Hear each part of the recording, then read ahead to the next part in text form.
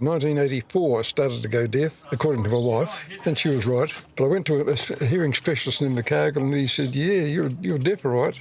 You're quite bad in one ear and bad enough in the other. He said, you'll qualify for a war pension.